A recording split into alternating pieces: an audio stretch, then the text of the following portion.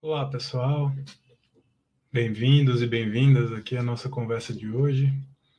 Gostaria de começar agradecendo o convite da Jornada de Direito para estar aqui hoje. Estou muito honrado de participar desse evento ao lado de nomes tão importantes do direito brasileiro e também pelo privilégio de estar aqui com vocês falando sobre um tema que eu tanto gosto, que é o direito público, especialmente aí no ramo do direito administrativo, as licitações e contratos públicos, que são o tema com o qual eu trabalho diariamente. Vou pedir licença para vocês para compartilhar aqui uma apresentação, uma pequena apresentação. Acho que ela vai entrar na tela. Só um segundo. Pronto, perfeito.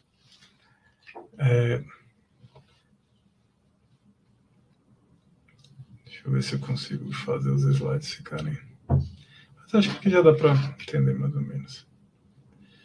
Que a informática não é muito forte. Pronto. Perdão aí pela pequena demora, mas gostaria de me apresentar para vocês. Eu sou o Bruno Damasceno, sou procurador do município de São Paulo, sou advogado também, tenho mestrado em Gestão e Políticas Públicas pela Fundação Getúlio Vargas aqui de São Paulo, tenho uma pós-graduação em Direito Econômico também pela FGV e tenho uma pós-graduação em Direito Tributário pelo Instituto Juspódio, lá em Salvador, Bahia, de onde eu sou natural, sou baiano, me formei lá na Universidade Federal, mas já estou aqui em São Paulo há 9 anos, é daqui que eu falo para vocês hoje, que é a minha casa. Aqui eu deixo um contato para vocês das minhas redes sociais, né, do LinkedIn, do Instagram, caso alguém tenha alguma dúvida, queira fazer algum comentário. E mais recentemente, quem quiser acompanhar também novidades jurídicas no nosso podcast, etc., lá no YouTube, sinta-se à vontade. Entrando na nossa conversa de hoje, a gente vai falar de função regulatória das licitações na nova lei de licitações, na lei 14.133 de 2021. Esse é um tema que, apesar de não ser novo, ele não é tão explorado quanto eu acho que poderia ser pela doutrina, enfim, que é a função regulatória das licitações. Normalmente, quando a gente vai debater licitações, a gente fica muito preso a procedimento, a regras de edital, o que tem que estar previsto no edital, quais são as regras de habilitação, critérios de julgamento. Tudo isso é uma herança que nós trazemos da Lei 8666. Uma lei muito maximalista, né? Uma lei minuciosa que trata minuciosamente de vários pontos da licitação, desde o edital até o contrato, até a execução do contrato. E tem um livro muito bom, chama Licitação no Brasil, do professor André Rosilho, que ele mostra que essa fixação que a lei de licitações tem com controle, normas de controle e tudo mais, ela vem de um fato histórico, né, de um contexto histórico. A lei é de 93, a gente vinha ali de um passado recente de um impeachment do presidente da República, que era o presidente Fernando Collor, várias denúncias de corrupção envolvendo contratações públicas, e daí veio um lobby muito forte da sociedade para que as contratações públicas fossem dotadas de mais regras de controle e tudo mais. E vejam que, coincidentemente, um cenário parecido ensejou a publicação da nova lei de licitações, né? A gente vinha aí de Lava Jato, de várias denúncias envolvendo contratações públicas, que desaguaram nessa lei, que também bem maximalista, bem minuciosa ao tratar de vários detalhes do procedimento licitatório. Mas aí surge a dúvida, afinal, para que servem as licitações? E aí, nesse contexto de controle, nesse contexto de preocupação em combate à corrupção, que é importante, óbvio, quando eu faço essas perguntas nas minhas aulas, nas palestras que eu dou por aí, pergunto, para que servem as licitações? A resposta que eu ouço, assim, de bate-pronto é para promover a contratação mais eficiente, mais vantajosa. E quando as pessoas falam isso, imagino que talvez seja o caso de vocês falam em mais vantajosa, mais eficiente, pensando em economia, de dinheiro, né? Estou pensando na contratação mais barata, que gera um custo-benefício melhor. E essa é realmente a função primordial das licitações. Ela serve para selecionar uma proposta mais interessante, mais vantajosa para a administração, no sentido de econômica, mais econômica, né? Mas aí eu pergunto, é só para isso que ela serve? Percebam, nessa visão tradicional de que a licitação tem um viés puramente econômico de gerar o menor custo para o poder público, a gente pensa na licitação como instrumento, ela tem uma perspectiva instrumental, ela é um instrumento para contratações de serviços ou aquisição de bens, e essas aquisições é que serão colocadas à disposição do gestor para a consecução de uma política pública. Então, estou vendo que ela é uma ferramenta, eu preciso de insumos, eu preciso de serviços para colocar em prática uma política pública. Como eu, Estado, eu, poder público, vou alcançar esses serviços, vou poder contratá-los? Por meio de um procedimento licitatório. Então, ela tem uma função meramente instrumental e, dentro do seu contexto, de buscar uma contratação econômica para o poder público. Mas será que é só isso? Essa é uma pergunta que intrigava a doutrina há muito tempo. Será que a licitação não poderia ser utilizada como instrumento para a promoção de outros valores constitucionalmente relevantes? E a resposta é sim.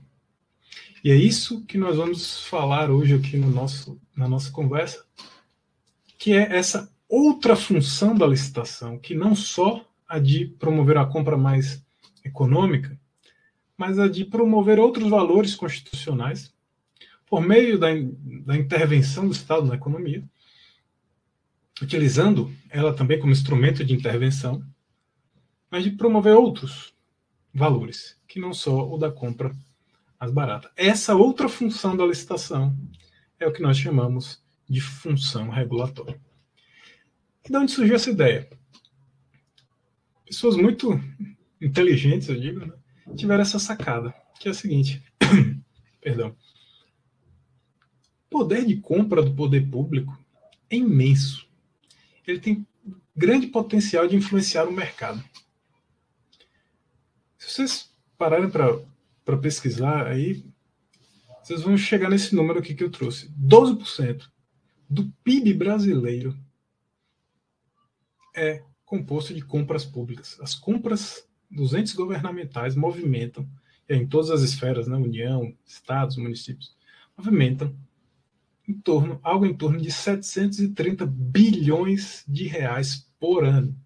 Olha o tamanho do poder de compra que tem o poder público. E essa não é uma característica específica do Brasil, não, tá? Os países da OCDE estão nessa média aí de 10 a 12% do seu PIB composto de compras públicas. Então, percebeu-se ao redor do mundo, na Europa principalmente, depois isso veio para o Brasil, que as contratações públicas, devido a esse grande poder de influência do poder público, né, enquanto comprador, poderia servir para outras finalidades. O poder público poderia utilizar esse poder de compra imenso que ele tem como forma de barganha, né, de gerar outros resultados a seu favor, né, de acordo com aquilo que ele entende que seja correto. E aí nasce a função regulatória. Juridicamente, como entendê-la?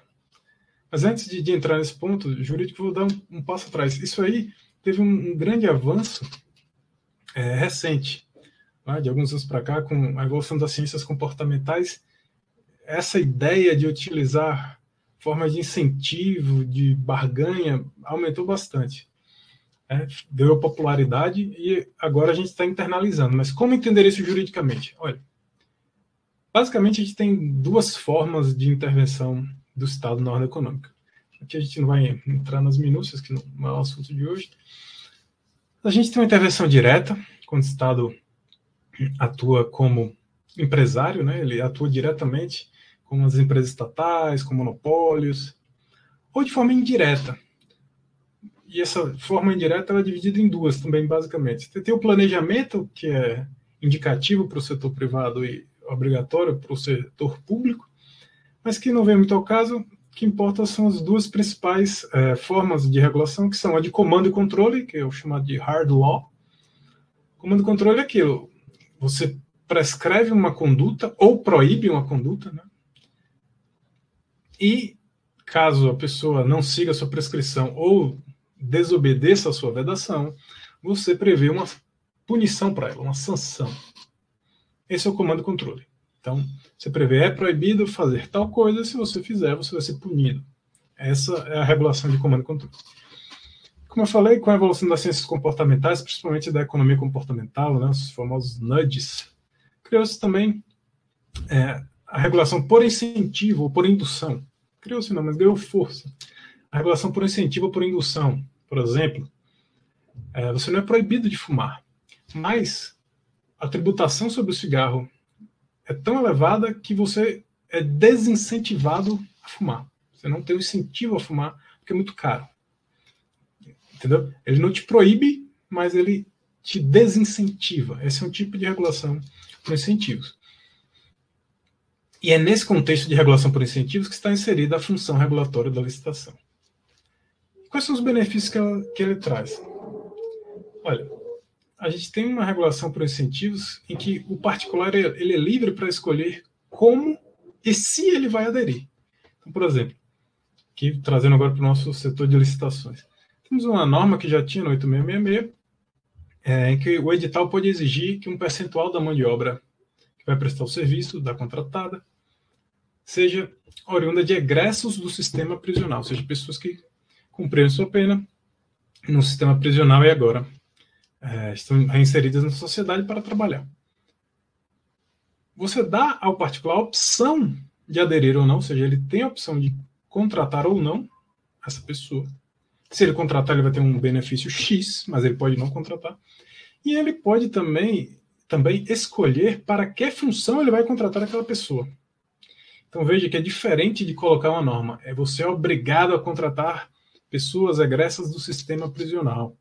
Não, você pode contratá-las. Se você as contratar, você vai ter um benefício X. Isso aí incentiva os licitantes a fazer esse tipo de contratação. E outro benefício é que você tem uma economia no aparato de controle e enforcement, né? De controle e execução, e garantia de execução daquela política. Então, quando você põe uma norma de comando e controle, você precisa de alguém para fiscalizar, para ver se ele está sendo cumprido ou não. Enquanto aqui, como você depende da manifestação do próprio licitante, enfim, do próprio particular, a tendência é que você precise de menos controle porque é uma postura voluntária por parte dele. Tá? Isso vem dando certo em vários contextos diferentes. Então, a gente chega à ideia de que os contratos públicos têm uma dimensão axiológica, ou seja, eles têm um arcabouço valorativo que é maior do que o estritamente econômico. Você pode atingir mais coisas com as contratações públicas do que simplesmente a economia na compra de bens ou na prestação de serviços. E aí a concepção, então, de proposta mais vantajosa, ela vai levar em consideração isso. Proposta mais vantajosa não vai ser apenas aquela que traz o menor custo, o menor desembolso para o poder público, mas aquela que o ajuda a perseguir esses outros valores, esses outros objetivos. Tá? Qual que é, para dar um exemplo, para ficar claro para vocês, qual que é, acho que na minha opinião, a função regulatória, a norma de função regulatória mais clara na lei de licitações, que às vezes as pessoas não se dão conta, é de contratação de microempresas e empresas de pequeno porte. A gente tem na Lei Complementar 123 uma série de prerrogativas, de benefícios que essas empresas têm, né? A gente tem até os casos de na licitação de aquisição de bens até R$80 mil, a gente tem licitações exclusivas para esse tipo de empresa. Não sei se vocês já pararam para pensar, mas quando você faz uma licitação, por exemplo, exclusiva para uma microempresa ou uma empresa de pequeno porte, Seu objetivo não é conquistar a proposta mais barata. O seu objetivo é incentivar que empresas daquele porte participem do certame. Seu objetivo é inserir no mercado de contratações públicas esse tipo de empresa. Que, veja, não necessariamente vai apresentar uma menor proposta. Às vezes uma empresa muito grande teria a condição de apresentar uma proposta mais baixa, mais barata, teria condição de negociar melhor preços dos seus fornecedores, mas não é isso que o Estado está preocupado. O Estado está preocupado aqui em permitir que essas empresas tenham acesso aos contratos públicos. Por quê?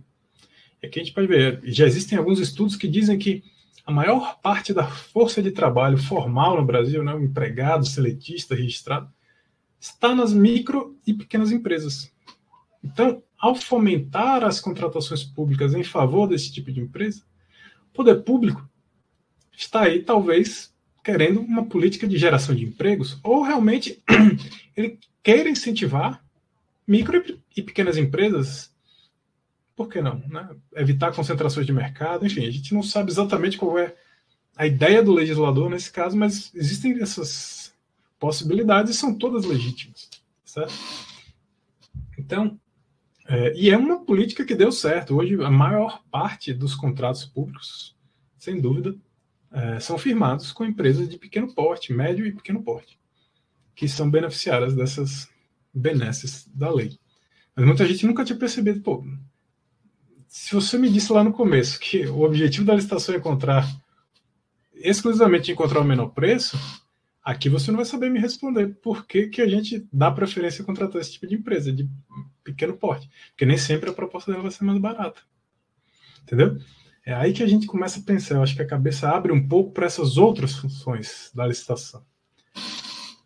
Mas também a gente tem que ficar atento às críticas que existem a ela. Como todo mecanismo, ele começou a ser utilizado com bastante força e talvez tenha, alguns dizem, né, pode ser exagerado na sua utilização.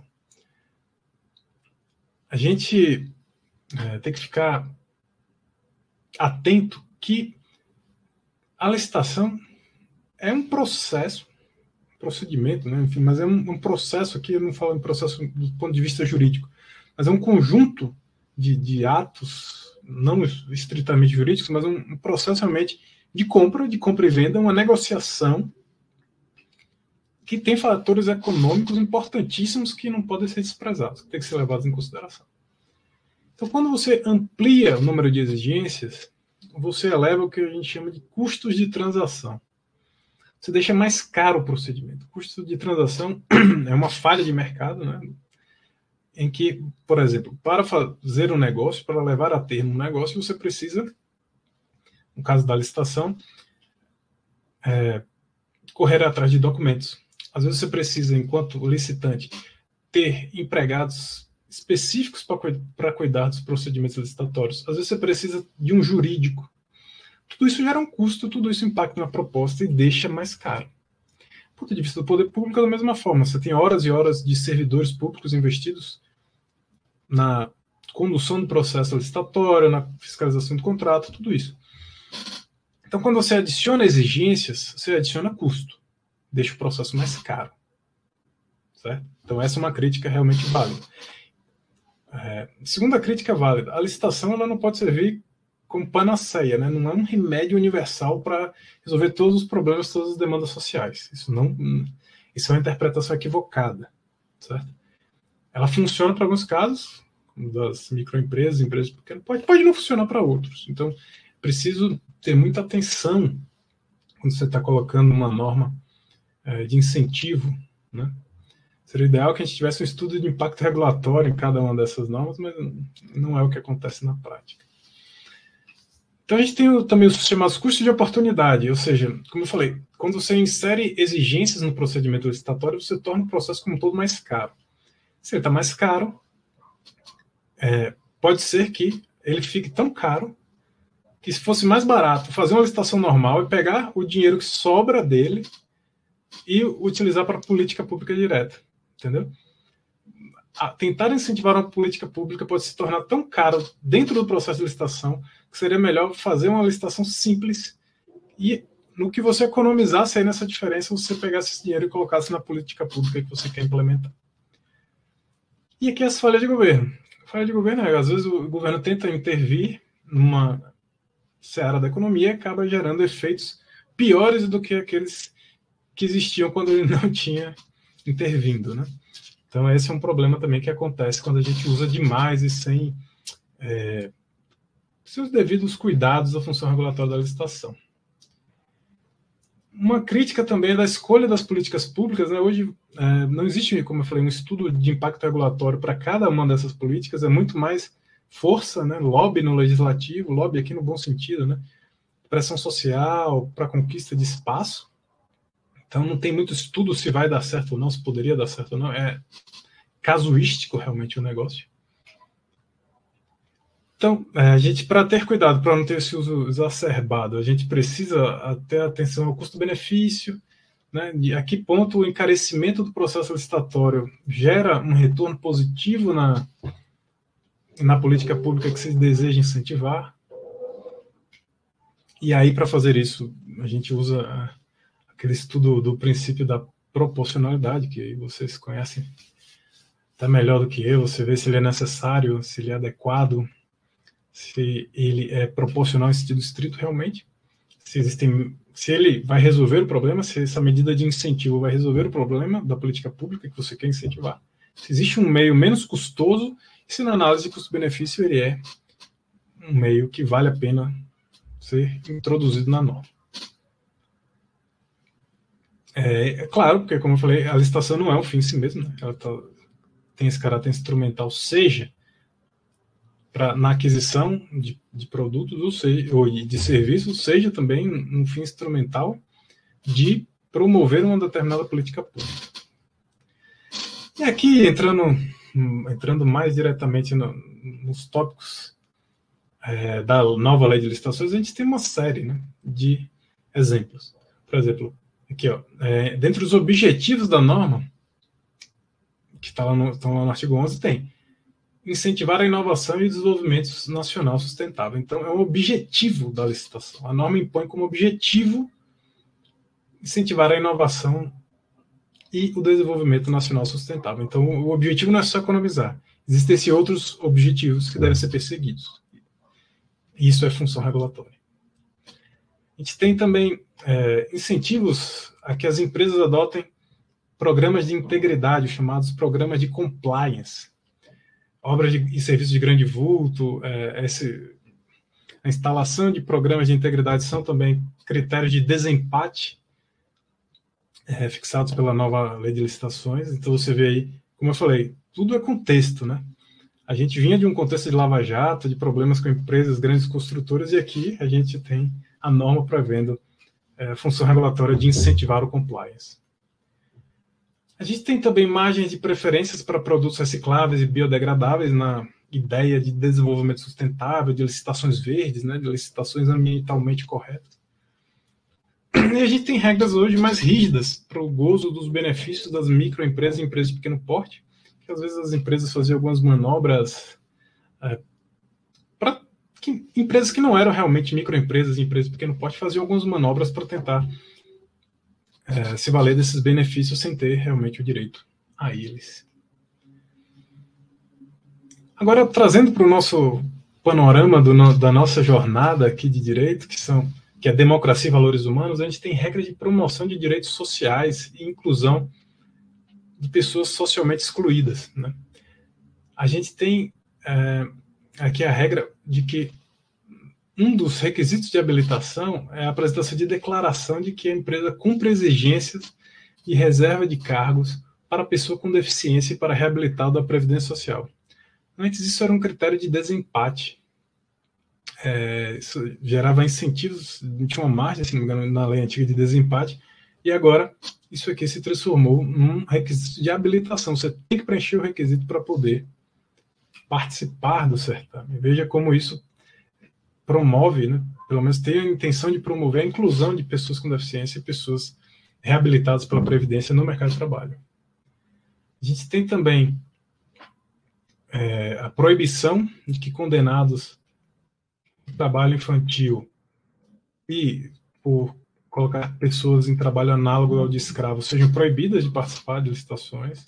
Isso aqui é também desincentiva, que é uma regra de incentivo negativo, né? Você desincentiva o cara particular a fazer esse tipo de conduta ilícita, porque senão ele não vai poder participar da licitação. A gente tem, como eu falei, dei o exemplo antes, a 866 já previa a questão do egresso do sistema prisional, dizendo que o edital poderia exigir um percentual de mão de obra dessas pessoas.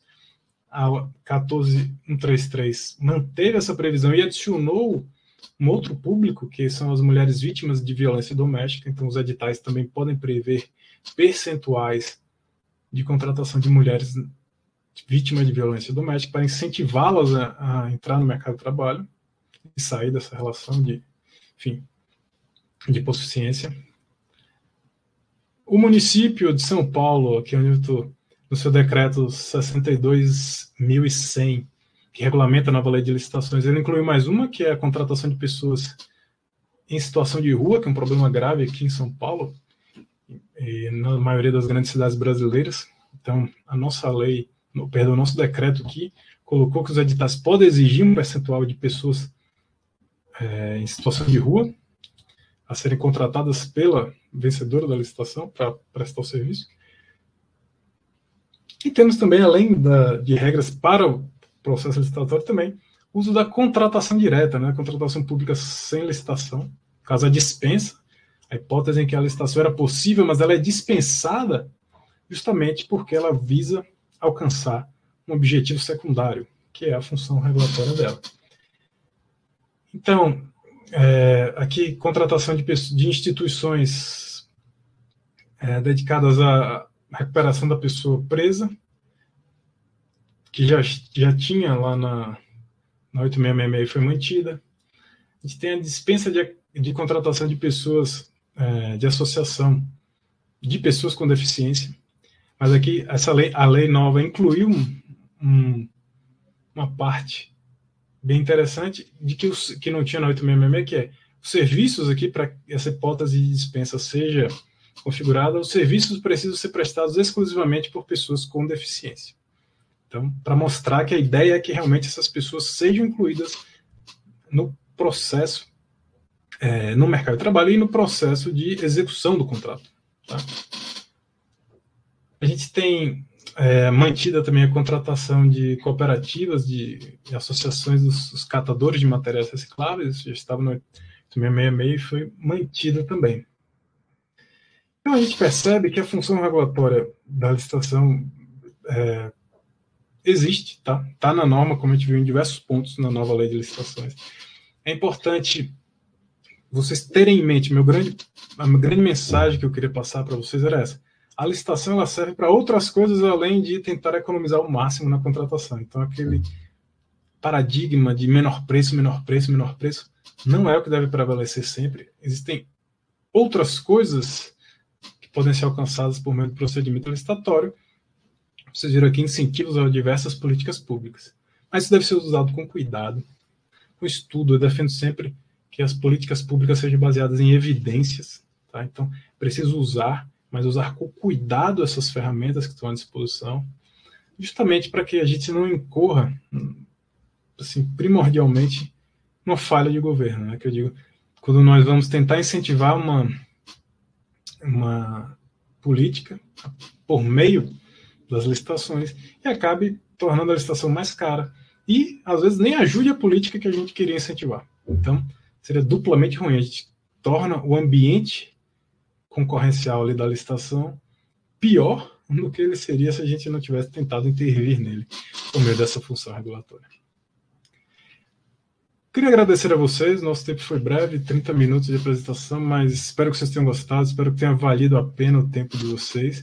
E quero dizer que estou à disposição de vocês, da Jornada de Direito, se precisarem, é só entrar em contato. Estou às ordens e, mais uma vez, queria deixar aqui meu agradecimento tanto à Jornada de Direito pelo convite, quanto a vocês que dedicaram aqui sua atenção à nossa apresentação.